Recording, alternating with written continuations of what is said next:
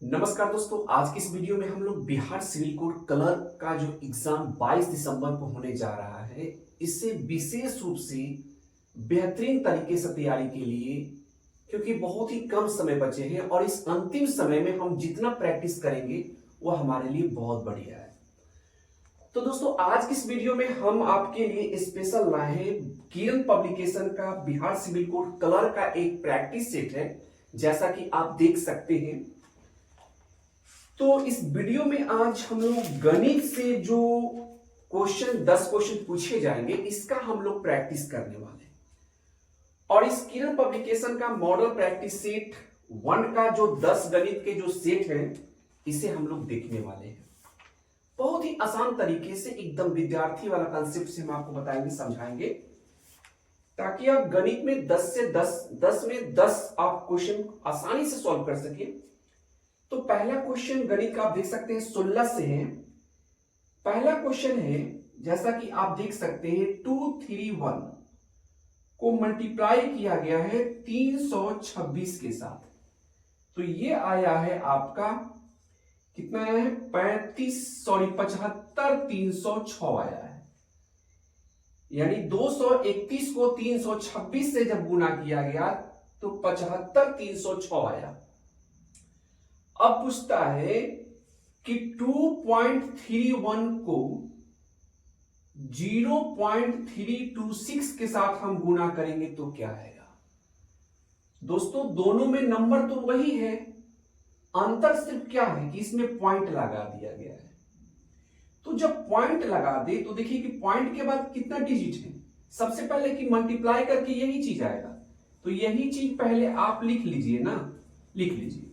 Point के बाद इसमें 2 डिजिट है और पॉइंट के बाद इसमें 3 डिजिट है, तो 3 डिजिट और 2 डिजिट कितना, 5 डिजिट हो गया। अब इधर से गिनिए, 1 2 3 4 5, यानी पॉइंट आपका यहां लगेगा। यानी जो आपका आंसर होगा वह हो जाएगा 0.75306। ऑप्शन 1 आपका राइट आंसर होगा।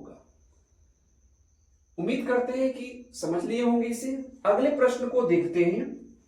अगला प्रश्न है दोस्तों आप सभी के सामने, आप देख सकते हैं, एक वस्तु का 10% लाभ पर बेचने पर उसे 10% हानि बेचने की तुलना में 150 रुपए अधिक प्राप्त होता है, तो उसका क्रय मूल्य ज्ञात करना है। एक वस्तु को 10% के लाभ पर बेचने पर, तो 10% के लाभ पर बेचने का मतलब यह हुआ दोस्तों कि 110 में बेचा होगा वो, और फिर उसे 10% हानि पर अगर बेच रहा है तो 10% हानि का मतलब कि 90 रुपया में बेच रहा है।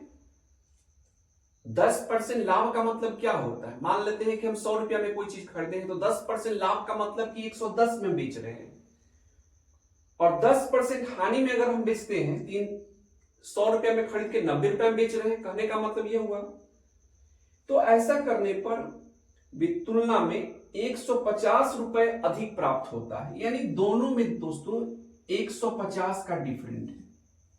समझेंगे ध्यान से। पहले हमने ये क्वेश्चन कहता है कि 150 का डिफरेंट है, ऐसे 110 और 90 में कितना का डिफरेंट है, 20 का डिफरेंट है। ओरिजिनल 20 का डिफरेंट है, लेकिन क्वेश्चन में क्या कहा है कि 150 का डिफरेंट है।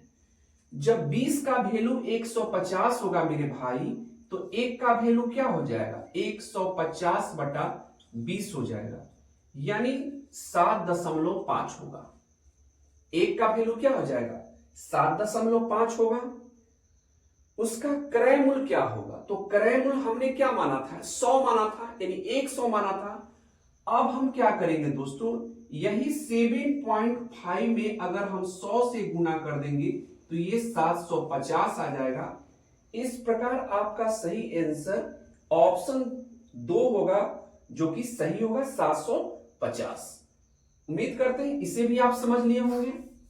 अगले प्रश्न की ओर चलते हैं, और क्वेश्चन नंबर अगला है आपका 18 नंबर। 3 धनात्मक संख्याओं का अनुपात जो है, 3 धनात्मक संख्याओं का अनुपात है 1:3:4 है, और उनके वर्गों का योग 2106 है। इसका वर्ग करने पर इसका जो योग आ रहा है वो 2106 आ रहा है। तो दोस्तों जब कोई चीज रेशियो में होता है तो हम उसे x कर लेते हैं, x मान लेते हैं, यानी यह 1x हो जाएगा। वर्ग का सम कहता है यानी x का स्क्वायर। फिर रेशियो में 3 है तो यह हो जाएगा 3x, तो फिर इसका हम स्क्वायर कर लेंगे। फिर 4x हो जाएगा तो 4x का फिर स्क्वायर कर लेंगे। समझ में आ रहा होगा, क्योंकि कहता है उनके वर्गों का योग, जो आपका रेशियो दिया हुआ है उसका वर्गों का योग दिया हुआ है आपका 2106। ठीक है, 2106। तो कोई चीज अगर रेशियो में रहता है तो उसे हम x कर लेते हैं, तो x का स्क्वायर, और ये रेशियो 3 था तो 3x square plus 4x square, ऐसा हमने कर लिया। ये हो जाएगा आपका x स्क्वायर, ये हो जाएगा 9x स्क्वायर, और ये हो जाएगा आपका 16x स्क्वायर। यही आपका आएगा 2106 हो जाएगा। ठीक है, सबको जोड़ेंगे मेरे भाई तो ये आ जाएगा आपका 26x स्क्वायर हो जाएगा। हाँ 26 हो जाएगा, 26x स्क्वायर। 26x स्क्वायर का वैल्यू है 2106, तो x स्क्वायर का वैल्यू क्या होगा, तो x स्क्वायर का वैल्यू क्या हो जाएगा, यह हो जाएगा 2106, अब बाई में हो जाएगा 26, यह 81 बार में कट जाएगा। तो x स्क्वायर का वैल्यू अगर 81 है तो x का वैल्यू क्या होगा, 9 होगा। हमसे पूछा क्या गया कि सबसे बड़ी संख्या बताइए, तो इसमें सबसे बड़ी जो संख्या है क्या है आपका 4 है, 4 है यानी 4x है, तो आपको 4 में 9 से मल्टीप्लाई कर लेना है। सबसे बड़ी संख्या पूछा है तो 4 में अगर 9 से गुना करेंगे तो यह हो जाएगा 36। इस प्रकार आपका जो सही आंसर होगा ऑप्शन 2 होगा। चलिए अगले प्रश्न की ओर चलते हैं। अगला प्रश्न है दोस्तों 19 नंबर, ए बी से 2 गुना कार्य कुशल है और वे दोनों साथ मिलकर किसी कार्य को 10 दिन में पूरा करते हैं, तो ए अकेले उसी कार्य को कितने दिनों में पूरा करेंगे। 2 आदमी है मेरे भाई, ए है और दूसरा कौन है, बी है। इसमें कहा जा रहा है कि ए जो है वह बी से 2 गुना कार्य कुशल है। कहने का मतलब है मेरे भाई कि बी अगर किसी काम को अगर 2 दिन में करता है तो ए उस काम को 1 दिन में करेगा। ठीक है, कहने का मतलब यह हुआ क्योंकि ए जो है वह बी से 2 गुना कार्य कुशल है, तो बी अगर 2 दिन में करेगा काम तो ए 1 ही दिन में काम को पूरा कर लेगा। कहने का मतलब ये हुआ दोनों मिलकर अगर काम करता है तो 10 दिनों में काम को पूरा कर लेता है, तो ए अकेले उस काम को कितने दिन में पूरा करेगा। तो देखिए इसको रेशियो में कर लीजिएगा, 1/1 हो जाएगा ये आपका, फिर ये 1/2 हो जाएगा, और ये दोनों मिलकर 10 दिन में करता है। ठीक है, समझिएगा ध्यान से।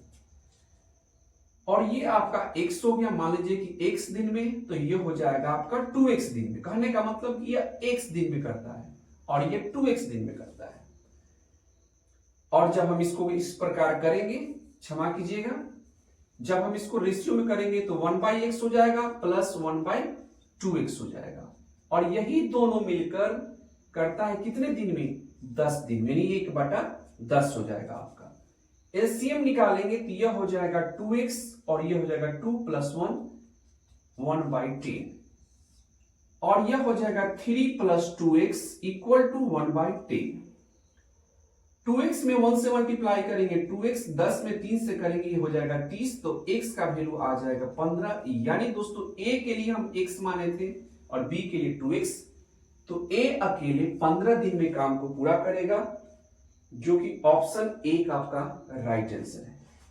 अगले प्रश्न को देखते हैं मेरे भाई।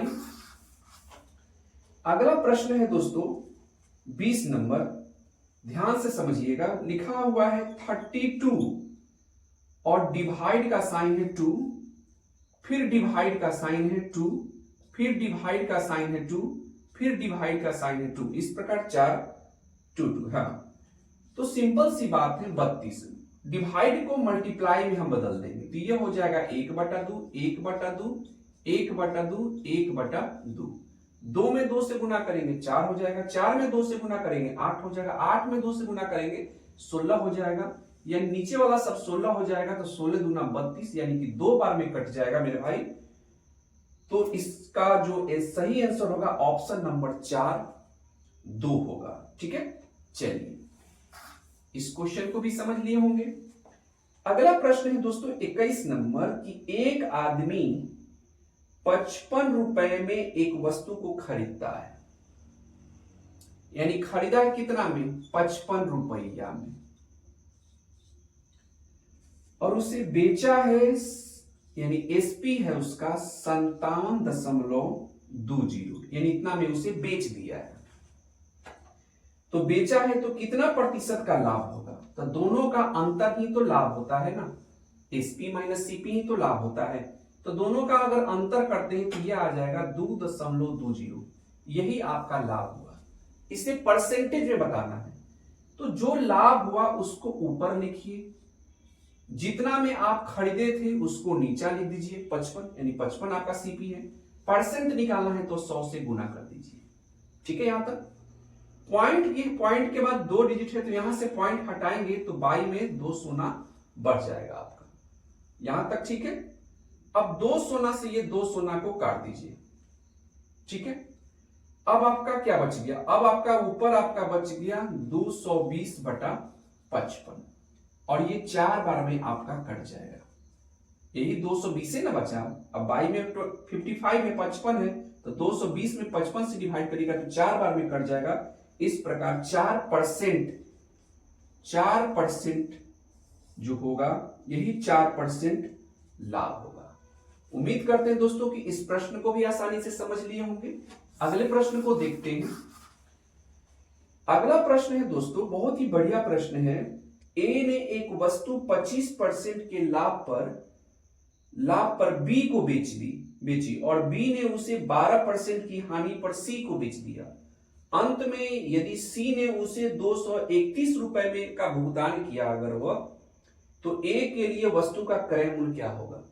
हम मान लेते हैं कि ए ने उस वस्तु को 100 रुपया में खरीदा होगा।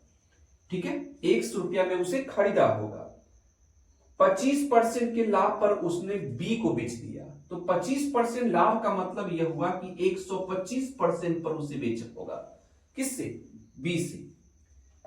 फिर दोस्तों बी ने उसे 12% की हानि पर सी को दिया, तो सी के लिए 12% हानि का मतलब 100 में से 12 को घटा लेंगे तो ये 88% हो जाएगा। ठीक है, ये सी के लिए, और यही इसका जो वैल्यू दिया हुआ है मेरे भाई 231 दे रखा है।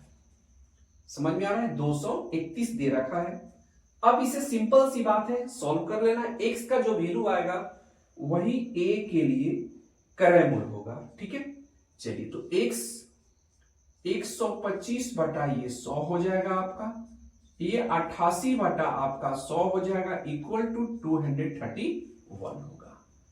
अगर हम इसको काटें तो ये 25 से 5 बार में कटेगा, और ये 25 से 4 बार में कटेगा, और ये 4 से 22 बार में कटेगा। समझ में आ रहा है, और ये 5 इससे 20, यानी 20×5 100 कट गया। अब दोस्तों यहां देखिए, ये हो गया आपका 11 और ये हो गया 10 दूना 20। ठीक है, ये हो गया 11x, और ये 231 में 10 क्योंकि 22 में 10 है तो इसका गुना हो जाएगा आपका 231 गुने 10 हो जाएगा। x निकालना है मेरे भाई, तो x इक्वल टू हो जाएगा 231 गुने 10, और ये 11 नीचे आ जाएगा, ये कटेगा 11 दूना 22 और 11 एक बार में 11, तो x हो जाएगा 21 गुने 10, यानी 210 आपका सही आंसर होगा, जो कि ऑप्शन आपका 4 सही है। उम्मीद करते हैं दोस्तों कि यह प्रश्न भी समझ में आ गया होगा। अगले प्रश्न की ओर चलते हैं, देखते हैं। अगला प्रश्न है दोस्तों, यदि 6 घन पूर्णांकों का औसत 45 है और इन 6 संख्याओं में से सबसे बड़ी और छोटी संख्या का अंतर 18 है, तो इन 6 पूर्णांकों में से सबसे बड़ी संख्या का अधिकतम संभावित मान आपको बताना है। दोस्तों यहां सब एक बात जो बहुत बड़ी बात लिखा है कि छोटी संख्या और बड़ी संख्या का अंतर 18 है। तो अगर छोटी संख्या, समझेंगे ध्यान से, अगर छोटी संख्या को अगर हम x मानते हैं तो बड़ी संख्या क्या होगा, बड़ी संख्या क्या हो जाएगा, क्योंकि बड़ी संख्या और छोटी संख्या का अंतर 18 है, तो छोटी संख्या अगर x है तो बड़ी संख्या हो जाएगा x प्लस 18। ये बड़ी संख्या है कि नहीं, सबसे बड़ी संख्या है। अब दोस्तों इसमें दिया 6 घन पूर्णांकों का औसत 45 है, ध्यान से समझिएगा, औसत क्या है इसका, 45 है। तो बड़ी संख्या आपका कौन हो गया, x प्लस 18। तो पहले ये हो, तो 5 जो है, पहले 5 और छठा, तो पहला ये हो जाएगा 5x और छठा जो होगा आपका ये हो जाएगा x प्लस 18। ध्यान समझिएगा। और टोटल का सम जो होता है, औसत जो है आपका, उसी में संख्या से मल्टीप्लाई कर दीजिए, क्योंकि 6 घन पूर्णांक है और 45 उसका औसत है, तो 45 में 6 से गुना कर दीजिए, सबको ऐड करेंगे तो ये हो जाएगा 6x प्लस 18 और इसको मल्टीप्लाई करेंगे तो 30 हो जाएगा और ये हो जाएगा 270 हो जाएगा। तो 6x इक्वल टू 270 माइनस 18। इस प्रकार 10 में से आपका 8 जाएगा तो ये 2 हो जाएगा और ये हो जाएगा 6, 6 में से 1 जाएगा तो ये हो जाएगा 5, यानी 252 हो जाएगा आपका। कितना हो जाएगा, 252। तो x इक्वल टू हो जाएगा 252 और y में 6 हो जाएगा। ठीक है, इसे जब हम काटेंगे तो ये हो जाएगा 24 4 बार में और 24 एक आएगा तो 14 बार, यानी x का वैल्यू आपका 42 आ गया, 42 आ गया। x का वैल्यू आपका 42 है, 42 है। हमसे पूछा गया कि बड़ी संख्या, तो बड़ी संख्या क्या है, x प्लस 18। तो x का वैल्यू अगर 42 है तो ये 18 को जोड़ देंगे, समझेंगे ध्यान से। 8 में 2 जोड़ेंगे 10, 4 1 5 1 6, यानी सबसे बड़ी संख्या जो होगा ये आपका 60 होगा। ऑप्शन 3 आपका सही आंसर होगा। अगले प्रश्न को देखते हैं हम लोग। दोस्तों अगला प्रश्न है कि एक ट्रक 14 घंटे तक यात्रा करता है और इस दौरान पहली आधी दूरी 36 किलोमीटर प्रति घंटा की चाल से और शेष दूरी 48 किलोमीटर प्रति घंटा की चाल से तय करता है। ट्रक द्वारा तय की गई कुल दूरी, का आपको बताना है कि ट्रक द्वारा तय की गई कुल दूरी क्या होगा। तो दोस्तों देखिए, जैसा कि आप सभी जानते हैं कि टाइम जो होता है, टाइम का फॉर्मूला क्या होता है, टाइम बराबर क्या होता है, डिस्टेंस बटा स्पीड होता है। टाइम बराबर डिस्टेंस बटा स्पीड होता है। तो टाइम आपका दिया है 14 घंटे तक वो ट्रक जो है वो ट्रेवलिंग करता है, यात्रा करता है। पहली आधी दूरी जो है वो 36 किलोमीटर की प्रति घंटा की स्पीड से चल रही है। 36 किलोमीटर आधी दूरी, तो मान लेते हैं कि पूरा जो दूरी है वह x है। मान लेते हैं कि पूरा दूरी कितना है, x है। तो आधा दूरी, ध्यान से समझिएगा मेरे भाई, आधा दूरी, तो आधा यही ना हुआ, टोटल अगर x है तो आधा हो जाएगा x बटा 2। ये आधा दूरी 36 किलोमीटर प्रति घंटा की चाल से चलता है, तो ये आधा दूरी और इस स्पीड क्या है, ये दूरी हो गया और स्पीड कितना है 36। तो बाई में अगर 36 लिखेंगे तो फिर एक नीचे एक लेंगे तो ये यहां आ जाएगा 36। इस प्रकार दोस्तों आधी दूरी में कितना समय लगेगा, तो x बटा 2 गुने 36 प्लस, फिर दोस्तों आधी जो दूरी है यानी x बाई 2, आधी जो दूरी है वो 72 के स्पीड से 48 के स्पीड से चलता है, यानी यहां भी 48 से गुना कर दीजिए, तो ये आपका समय निकल गया। और टोटल समय 14 घंटा है, तो हम यहां 14 लिख देते हैं। समझ में आ रहा है बात, ये आपका दूरी बटा क्या होता है, डिस्टेंस बटा स्पीड, समय का होता है बात, यहां तक समझ लीजिए। अब x इक्वल बाई 72 हो गया और x 2 में 48 से करेंगे 96 हो जाएगा, यही आपका 14। 72 और 96 का हम अगर एलसीएम निकालते हैं तो ये आ जाएगा आपका 72 और हाँ ये 24 से कट जाएगा और ये 24 से 4 बार, मतलब हाँ 24 से 3 बार में और 24 से 4 बार में, तो 3 और 4 यानी 24 में 12 से मल्टीप्लाई करेंगे तो ये 8 हो जाएगा, 4 4 2 यानी 288 इस सबका एलसीएम होगा, 288। 72 और 96 का एलसीएम 288 होगा। इसमें इससे डिवाइड करेंगे मेरे भाई, तो हाँ 72 में इससे करेंगे तो ये हो जाएगा आपका कितना, 72 में इससे गुना करिएगा 288। अब ये आपका तो आ गया। अब एलसीएम जो है इसमें इसे डिवाइड करेंगे, तो अगर हम इसमें डिवाइड करते हैं तो कितना बार में कटेगा, ये 72 में 288 से 72 में डिवाइड करिएगा, 72 से डिवाइड करना है तो हाँ 4 से कटिएगा, कितना बार 4 से कटेगा, और 4 में 1 से गुना करिएगा तो ये हो जाएगा 4x, और 288 में 96 से डिवाइड कीजिएगा तो ये कितने बार में कटेगा, ये 3 बार में कटेगा 3x, और ये हो जाएगा 14। अब ये 4 और 3 को अगर हम जोड़ते हैं तो ये हो जाएगा 7x बाई 288 इक्वल टू 14। इसके नीचे 1 लेंगे तो x इक्वल टू हो जाएगा 14 इंटू 288 बाई 7, ये 2 बार में कटेगा तो x का वैल्यू आ जाएगा आपका 16, 17 और ये हो जाएगा 576 आपका टोटल दूरी होगा।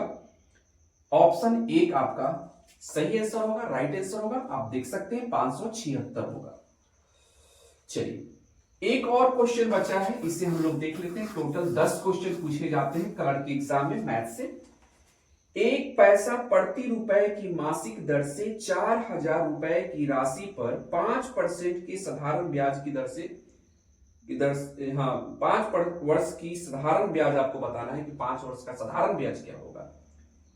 बहुत महत्वपूर्ण प्रश्न है 25 नंबर। 1 पैसा प्रति रुपए मासिक की दर से 4000 रुपए की राशि पर 5 वर्ष का, वार्षिक है दोस्तों और ये मासिक दर है, तो सिंपल सी बात पहले इसे समझेंगे ध्यान से। 1 पैसा प्रति रुपए मासिक दर, यानी दोस्तों 1 पैसा का मतलब क्या हुआ, 1 रुपया में 100 पैसा होता है कि नहीं होता है। इस प्रकार दोस्तों, और 12 महीना का 1 साल होता है, ये समझ में आ रहा है। यानी यहां दोस्तों आपका जो रेट होगा मेरे भाई, रेट जो होगा ये आपका हो जाएगा 12%, ध्यान से समझेंगे।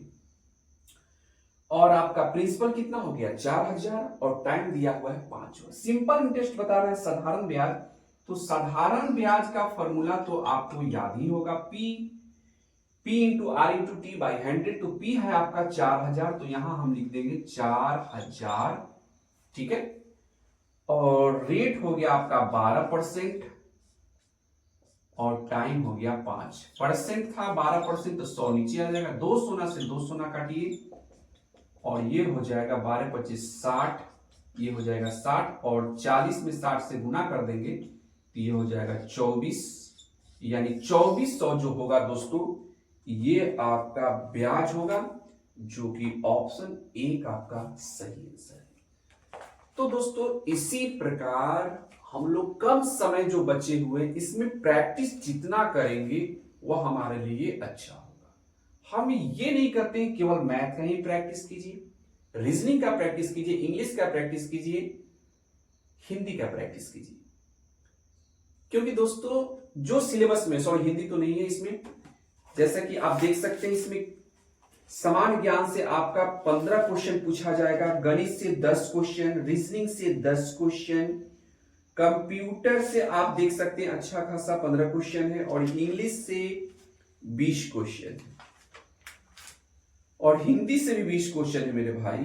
तो इस प्रकार जो 90 क्वेश्चन पूछे जाएंगे, हमें ज्यादा से ज्यादा प्रैक्टिस करना है। जो मेरा खासकर जो वीक सब्जेक्ट है उससे भी विशेष रूप से ध्यान देना है। मिलेंगे फिर नेक्स्ट वीडियो में इसी प्रकार के प्रैक्टिस के साथ, रीजनिंग, इंग्लिश, हिंदी, सामान्य ज्ञान के साथ। तो आज के लिए बस इतना ही, और चैनल पर पहली बार विजिट कर रहे होंगे मेरे भाई तो चैनल को सब्सक्राइब जरूर करें।